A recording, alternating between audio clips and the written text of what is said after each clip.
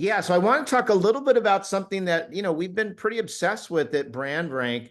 Um, and what I want to do is just kind of focus on, four kind of quick messages. We believe, as I said in Boston about a month ago, that we think that Gen AI is going to transform shopping forever. We're already seeing very, very clear signs. The media is starting to recognize this. We're feeling it as consumers ourselves. Importantly, and this gets to the heart of what we do with our startup, is every LLM, or what we call answer engine, has a very unique way of thinking about recommendations, and they have a different set of values and priorities. And I'm going to illustrate that with a project that we just recently undertook, in looking at a whole bunch of gift decisions through the lens of the generative AIs. Now, and we primarily serve our CMOs and brands. And what we have been really underscoring to them is that to win in this environment, they absolutely have to know where they stand, and they have to be wickedly smart at marketing to algorithms. Quick background on what we do. Um, we help brands measure, protect, and grow trust through the power of AI search and discovery. Think of us as a brand mirror. We think one of the most important things before you get into better, faster, cheaper content is to really understand your positioning in AI. And we don't just look at one platform, we look across all of them, and including some emerging ones like Amazon, Rufus. I mean, pretty much if there's a new filter for looking at brands, we will build that into our model. And I'm going to pause for a moment and let Hank, my co-founder, explain a little bit about the brand architecture. Hank? Yeah, thanks, Pete. Nice to meet everyone on the call. We're developing a capability that lets us, listen to the answer engines that we're tracking, and we're just keeping our eye mainly on the consumer-facing engines as we look at where the most impact, may be as it relates to shopping or making decisions or getting helpful information about a company or a service you're about to engage. What we do, and that part of our application, I'd say, is fairly basic. That's not anything incredibly sophisticated. But where we do have a level of sophistication is how we interpret and score that content. We've created basically standards by which we can measure one brand against another across several dimensions, including visibility, which is akin to share of shelf as it relates to the results. And we also have a way to measure kind of the sentiment or the quality of what's being said about a brand through that engine as well. Is there more you want me to say about that, Pete? Well, now you jumped ahead to the metrics, and I would just say, visibility, I think, is at the core. We're also a bit of a, some call us a bullshit detector, in that we measure brand alignment, which is, what the brand claims and promises versus what the LLMs believe, and we give that a score. We also look at readiness, which is the extent to which you have the right amount of amount of content, the right level of content liquidity to market to algorithms. And that's the one area where I think brands have a little bit of control, where they can shape the narrative, but we measure it, we put it relative to other brands. And the reason why we think it's so critically important, again, I said this in Boston, is that unlike traditional search where there's 10 blue links, in this environment, there is one response, one blended response. We often say your brand is a smoothie, and that has higher consequence. Sometimes it doesn't even require an extra click. And brands need to be hyper sensitive to whether they are even present in that response. And if they are present, whether it's positive or negative. And quite frankly, many brands, um, what's said about them is not necessarily the narrative that they would prefer to put in advertising. And so we're kind of measuring that brand disparity. And I'll give a good example of this. Paul, hope I don't put you on a spot here, but I had some fun with this last night. But this is just a good example where you can take a brand, even a young brand like, GAI Insights, and then interrogate it through the different engines. And the good news is that GAI Insights has really strong standing across all the engines, but they all highlight different things. And this reflects the way they build their algorithms and they prioritize their content. And we believe the brand manager of the future needs to be attentive to all filters, and they have to be building their reputation for all filters, and they have to have defensive mechanisms if, in fact, somebody says, you know, Paul Beyer is not a savory person. You know what I mean? But this is like the new brand management. Here's kind of what this is what Hank and Matt are working on, really user-friendly dashboards where you can measure your visibility over time. We have a whole bunch of different metrics, as I mentioned before. But let's jump into the shopper space, because this is an area that we want to be global leaders in and really understanding this. And I have a lot of passion for this, going back to my experience first creating the first interactive team at P&G, and then leading digital worldwide for Nestle. My first startup, I sold to Nielsen, which is obviously really into shopper. But this is really what the rubber meets the road. And this whole notion of like, does it kind of influence purchase behavior is huge. And we saw a lot of articles in the last few days, even after Black Friday, about the number of consumers that were using ChatGPT. And all of our research is really bearing this out in a really, really big way. In fact, we found that, researching products and services is one of the top drivers of generative AI usage. And obviously, it's over indexing for the younger consumers. But what's happening is that all the friction is being taken away in terms of just learning about products. And if you haven't played around with the voice capability of ChatGPT, it'll knock your socks off. Even last night, I was testing the Meta tool, which the Ray-Ban glasses, which are also really fantastic when you're in the store. But with little friction, it's going to get easier and easier for consumers to learn those things that they desire when they're shopping. Here's the study that I said about top uses of generative AI. So what we did on the shopping front is, I think about a month ago, we started to do a bunch of queries using our tools to understand how the AI engines think. And you can check this out afterward. Just go to aishopperguide.com or holidayshopper.com and aiholidayshopper.com, and you'll land on the research. And so what we found, if you kind of like helicopter up after we did a whole bunch of queries, which I'll show you, every LLM has a distinct criteria for choosing products. And this was really interesting. So if I had to like boil it down, ChatGPT, versatile and broad, very good for practical and innovative ideas. Anthropic was very, very eco-conscious, and that's not surprising. Again,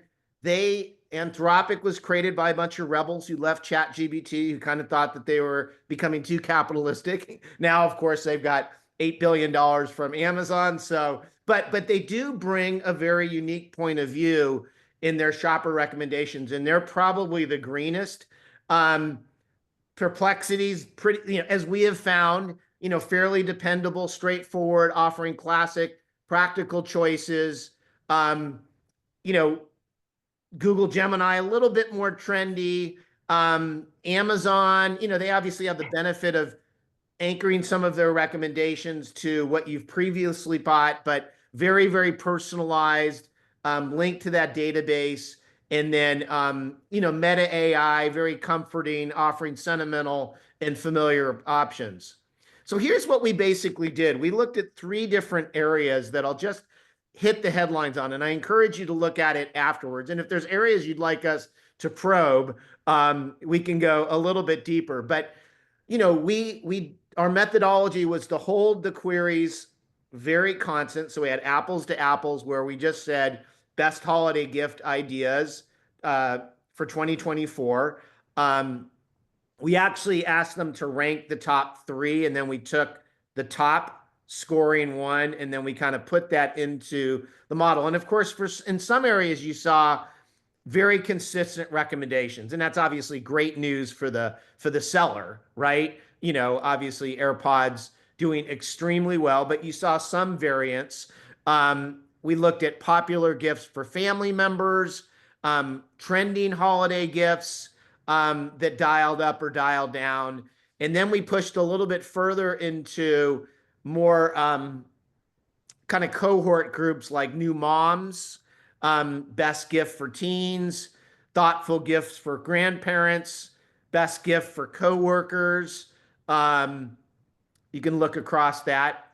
I'll pause for a moment if anybody has any quick comments or questions on where we are so far. Okay, I'll keep going.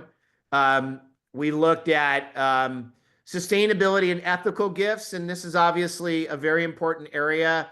We published the industry's first ever AI sustainability scorecard for the coffee industry, and it's pretty remarkable how in depth you can get in that category. You can actually slice sustainability into 8 different categories and rank brands en masse on that. But this was interesting where we keep it very, very open ended. Just what is, the top sustainable gift, and you can see where things netted out. Obviously, Patagonia is doing pretty well, but different products you see. Best ethical gift option. This was interesting on Lego. Lego, I always feel like I was Las Vegas, like doing a slot machine.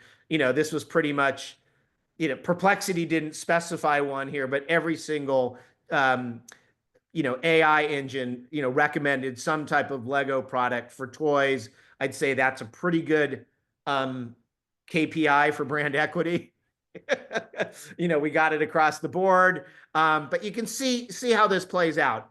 I won't go into all these, but we looked at lifestyle, personality. We looked at gifts for unique situations, and we looked at the pet category, which I thought was really super interesting, and even eco-friendly pet gifts. The other thing that we did that was really interesting, because we were trying to think of different ways to come at the bias, the differences in of opinion. So one area, and I kind of used AI to come up with these choices, but I said, we basically said, frame some choices where a buyer might be on the fence between um, 2 variations of a product. And in the case of watches, it might be classic leather strap versus digital smartwatch. And then we threw those at the AI engines to see where they would land. And we thought this was also very telling in terms of their personality. What side did they pick? And this is where we could make some assumptions about, look at the sneakers. Claude and Perplexity were more into go bold, a little bit more liberal in their thinking. Um, Headphones, briefcases. We looked at different types of technology products. We looked at, we got into more fashion, but again, different ways. And we'll be doing a lot more of this to really help inform our confidence on where, again, exactly how do they make their priorities and the like. And then the other thing we looked at, we actually have not published this yet. I still have to put a post together, but I thought this was really fun, where we actually asked the LLMs to give each other gifts. And some of these were just hilarious. It was almost like kind of ribbing your competitors. So, for Chat GPT, they wanted to give Claude an ethics guide. I felt like that was a little bit of like, you guys are too righteous.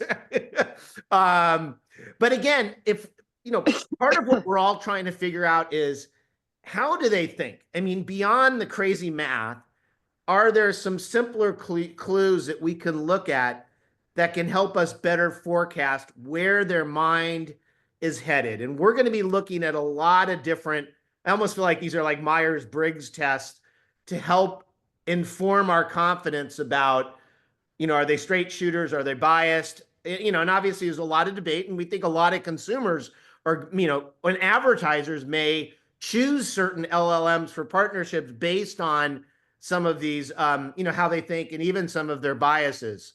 Um, so there you have it. We're going to be updating the data. We're going to be going very deep on some of these emerging platforms like Amazon Rufus. As you know, if Walmart comes up with their own tool that blends one of these broader LLMs with their tools, we'll look at that as well. But we think this is going to not only be a very hot space to monitor, but this is going to be the wake up call that really gets brands to engage with the sense of urgency, and beyond just the better, faster, cheaper content. We think this is going to be the bell that rings that says, oh my gosh, brand reputation is really made in this particular space.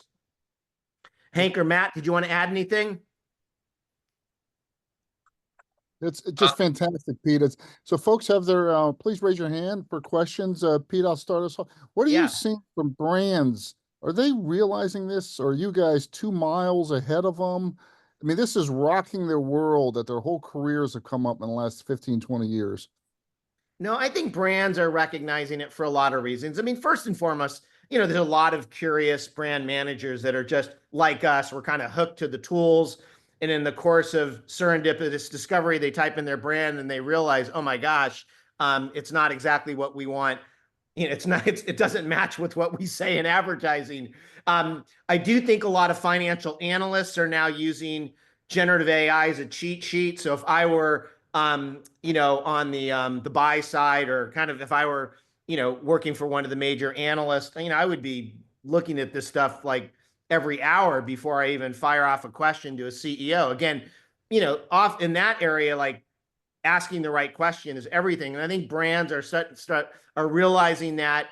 I think the other big thing, Paul, that's waking up brands is a lot of the younger AI first, upstart brands are just showing up ahead of the big brands.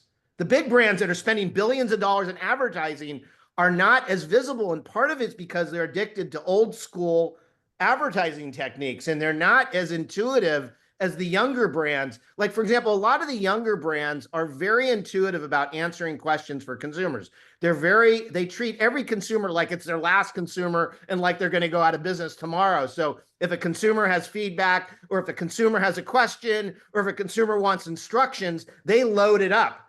A lot of the big brands are missing a lot of that. And so as the brands start to look at these upstarts and like, how the heck are they getting so much traction? I think some of the roads are leading to how AI is playing out in their favor. That's great. Go ahead, Mike.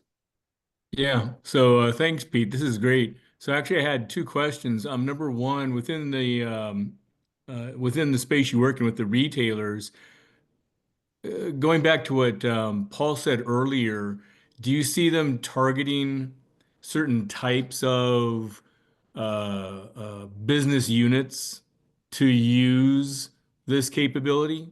Or is it just strictly no, this is all going to be consumer, customer focused, don't get involved with any other lines of business?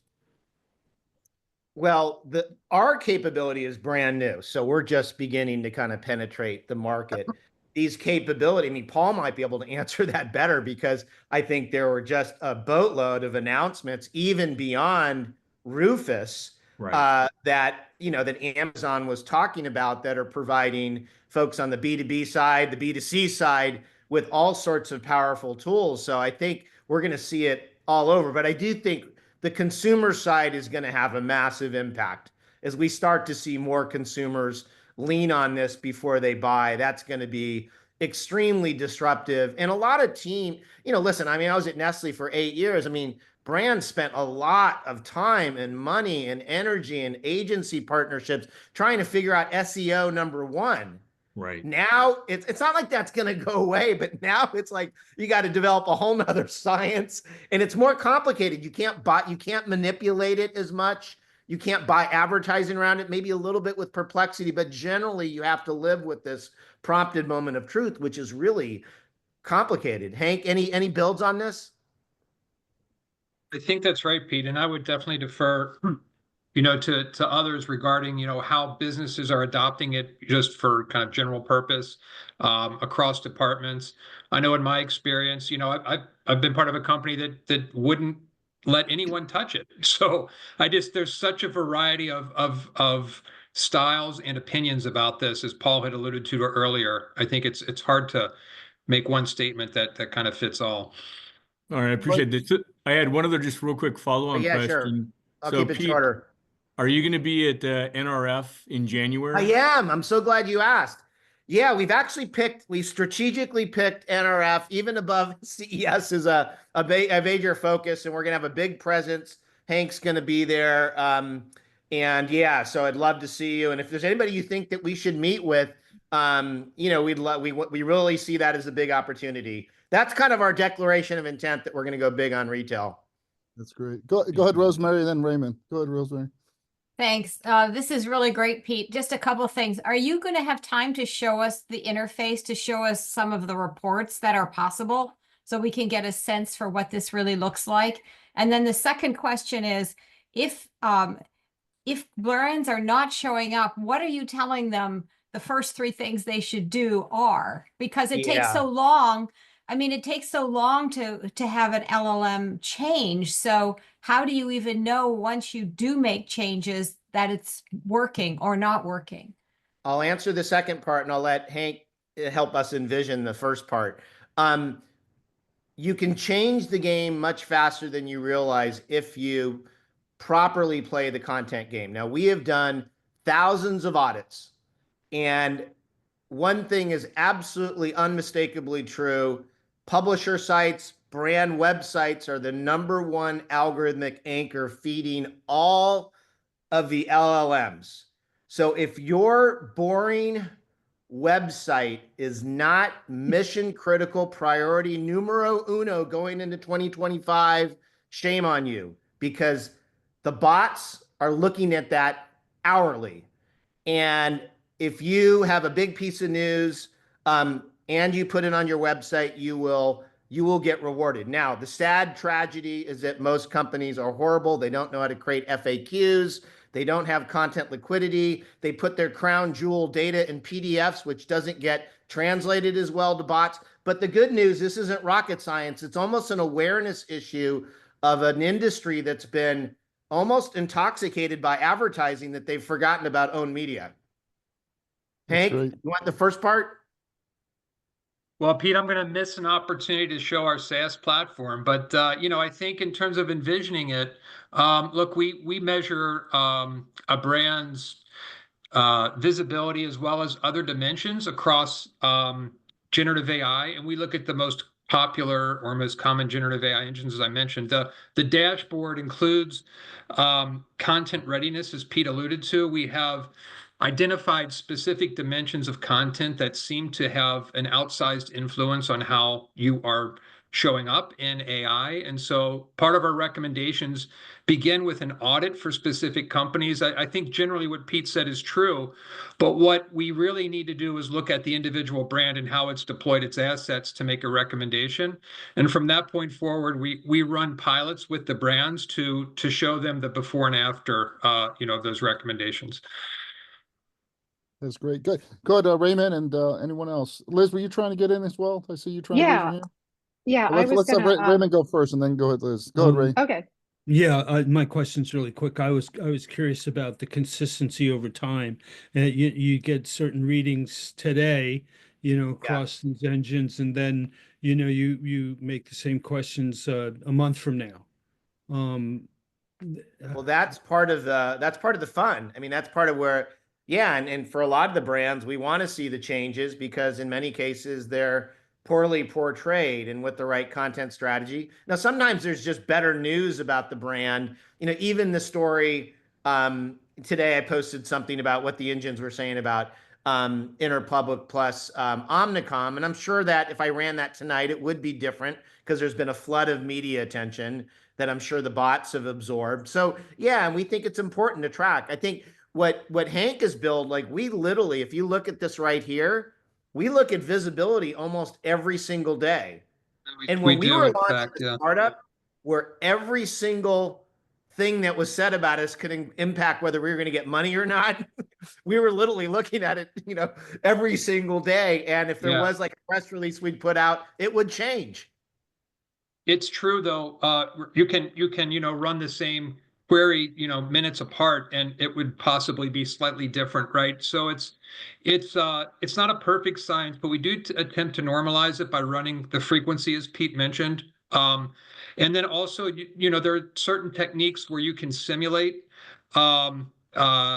operations that help normalize the outputs as well.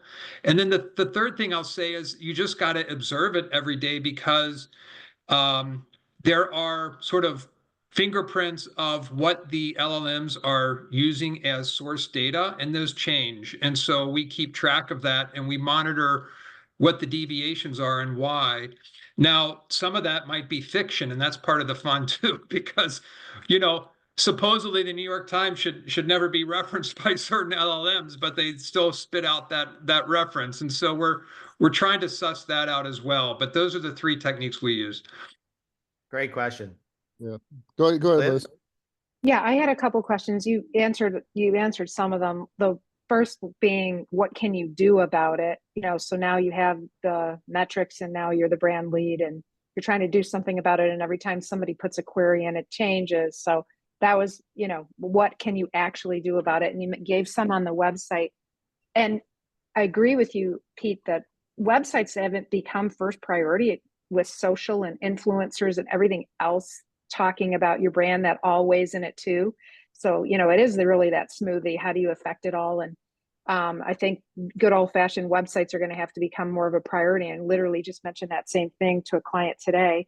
But also another thing that came up was fake ads, right? So this is happening like crazy, because you can't tell the difference between AI generated images any longer and videos. 99% of people cannot, because it's gotten so good.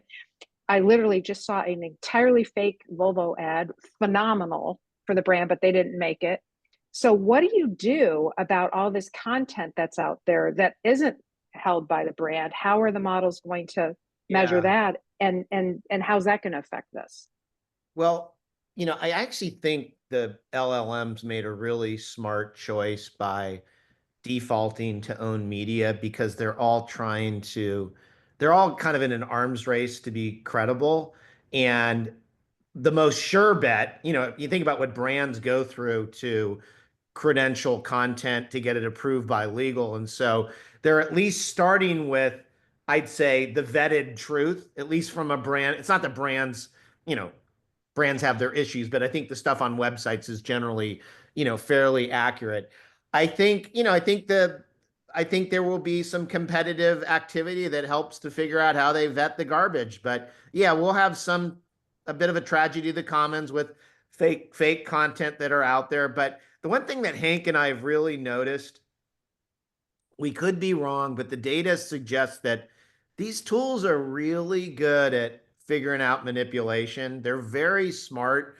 And so if there is like a flooding of overly manipulated content, I'd be shocked if we don't start to see corrective mechanisms. That may be a super naive comment, but what we're seeing so far suggests that. Hank, any builds on that?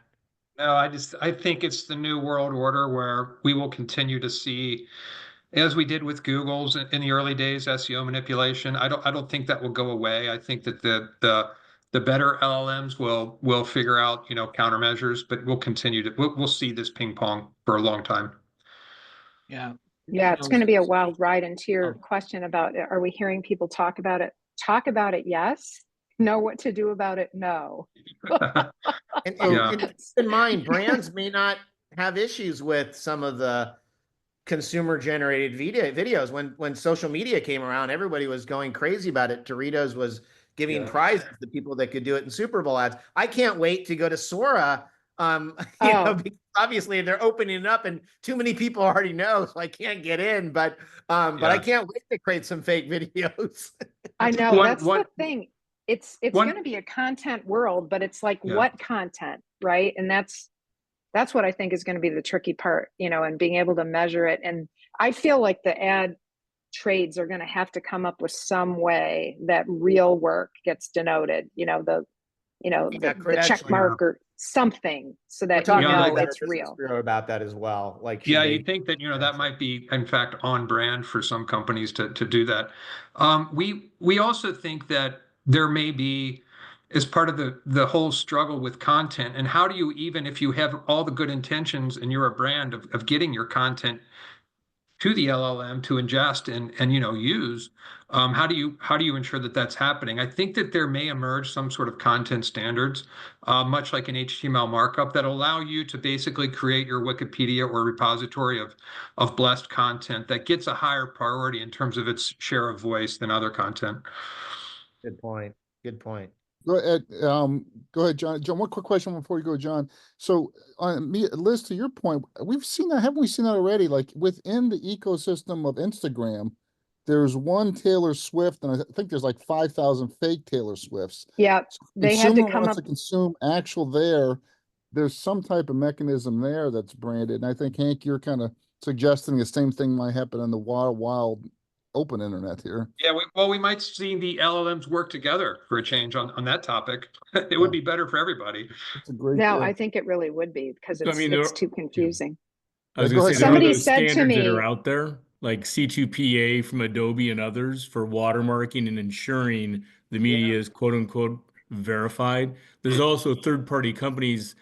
Paul, we had Deep Media on 3 weeks ago, and that's their business. So, for those brands, if they don't want to invest in it, hire that company there, Yeah. and Don't they'll do it hold for your them. breath.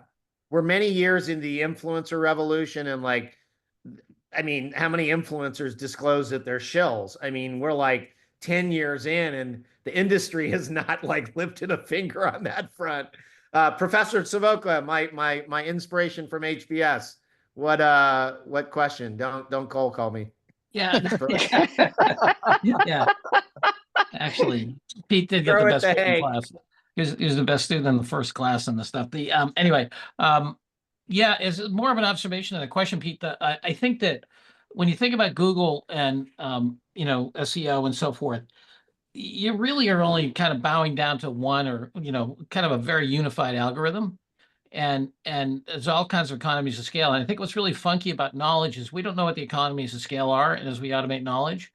And so, will it go to the meta layer like Metacritic and, Rotten Tomatoes? Will it be, will you see certain of them just get super popular? And I think it's going to, I mean, the good news for you guys and the bad news for brands is I don't think there's going to be one kind of church to pray in, right? There's going to be every manner of vector of differentiation here. That's why I think folks like, Meta, I think are going to be incredibly powerful, right? Because they're living in that land of fragmented scale, if you will,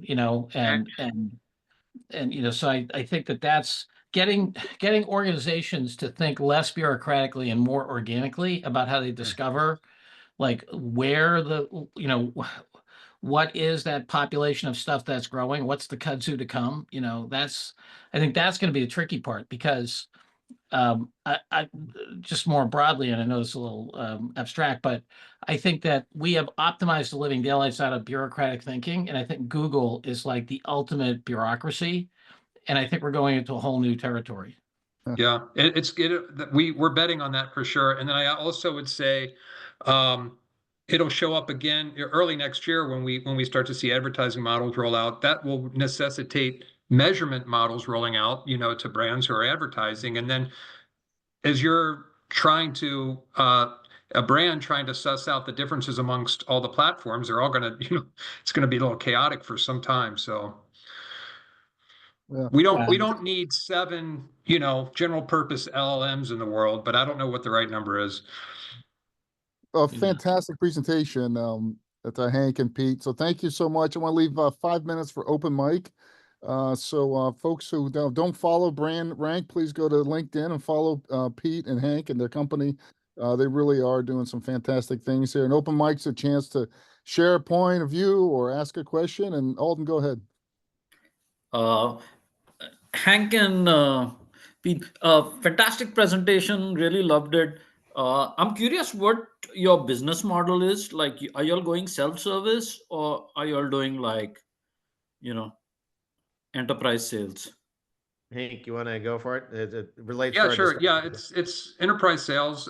We're not pure SaaS. I think for a period of time, there's just a requirement to be consultative. We're finding the learning gap is pretty big at the moment, and partnering with CMOs and brand leaders requires that thought partnership. And so our model is a blend of that consultative approach plus our application, our SaaS application. We blend them together in terms of the offering, and it's to the enterprise.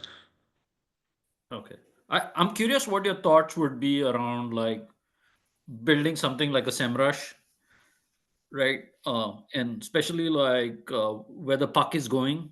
Like I see something like this being applicable to million brands in couple of months down the line. So if you were to build a SEMrush, like is there a feature set that you would narrow it down to and make it a self-service SaaS? Yeah, we should have a call after the call about this. Pete and I were talking about this today.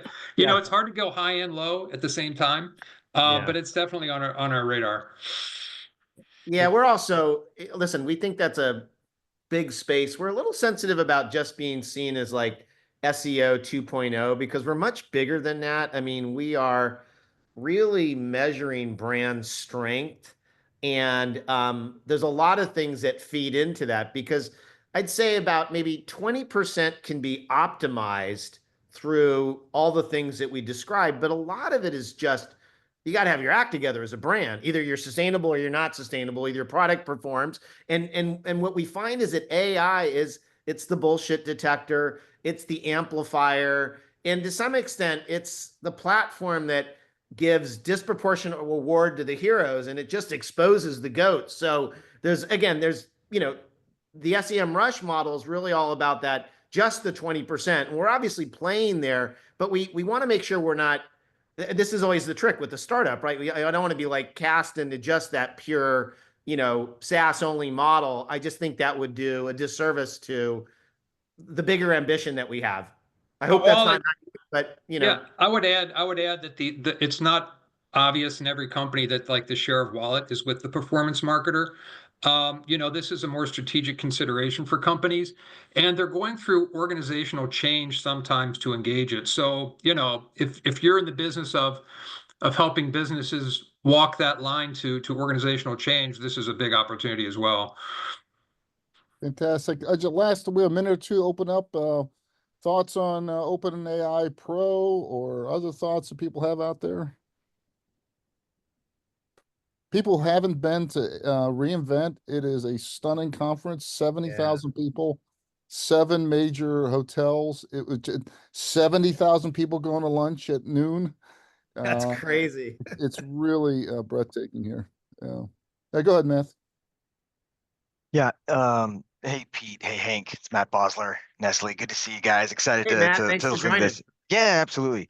No, I just wanted to highlight, I think as much as our organizations, especially big organizations like Nestle, are focused on GenAI, so much of the focus is on internally and how we leverage it internally and still not really thinking about this space. So I think a big part of the job that a lot of marketers, brand owners, et cetera, need to do right now is create the burning platform. And that's why the work that I think Pete and Hank are doing is so critical because it helps to drive awareness and put facts and figures behind it.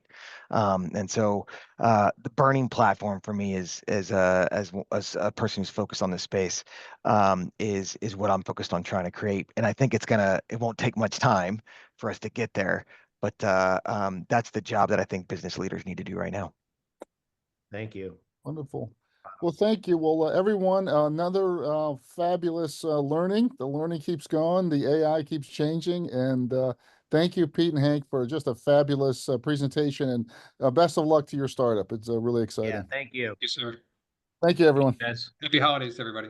Happy holidays.